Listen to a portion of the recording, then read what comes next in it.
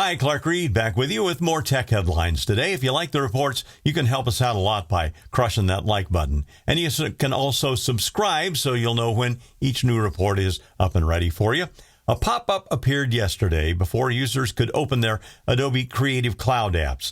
The terms of use you had to agree to seemed to indicate that Adobe was claiming rights over your work and that they could use your intellectual product to train AI. Well, now Adobe has clarified the terms, so I'd say they walked them back. According to 9to5Mac.com, users not only could not open their apps, but they couldn't get support or even uninstall the apps without agreeing to the terms.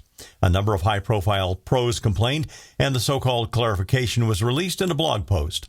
In the post came two critical assurances from Adobe. First, Adobe does not train Firefly Gen AI models on customer content. Firefly generative AI models are trained on a data set of licensed content, such as Adobe stock and public domain content where copyright has expired.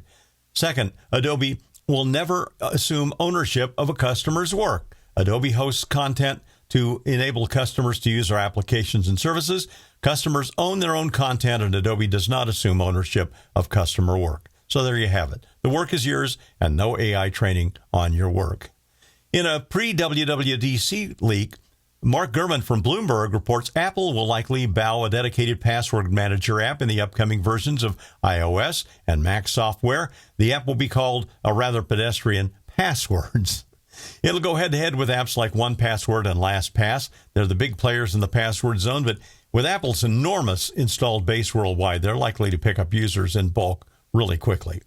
Meta, without any fanfare, has rolled out Communities on Messenger. TechCrunch.com says the feature is designed to help organizations, schools, and other private groups communicate in a more organized and structured way.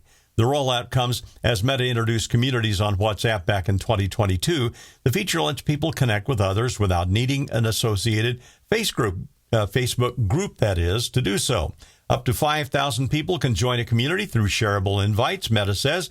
You may not see it immediately. It's being rolled out globally.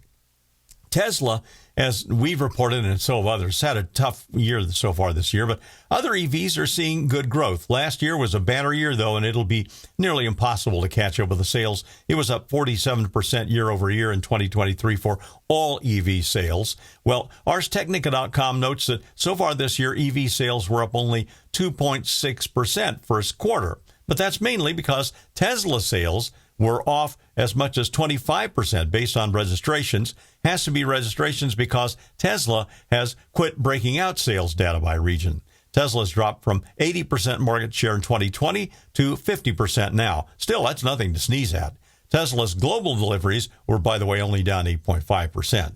Volkswagen isn't doing that well either, but in the meantime, over at Ford, the Blue Oval sold 91% more F-150 Lightnings than last year, and Mustang Mach-E model sales are up 46%. BMW sales of EVs up 57.8%. Hyundai and Kia up 56.1%. Mercedes is up a whopping 66.9%, and Toyota just a mind-blowing 85.9%. So it appears naysayers have been saying EVs are never going to do much in the auto sector may have to rethink things.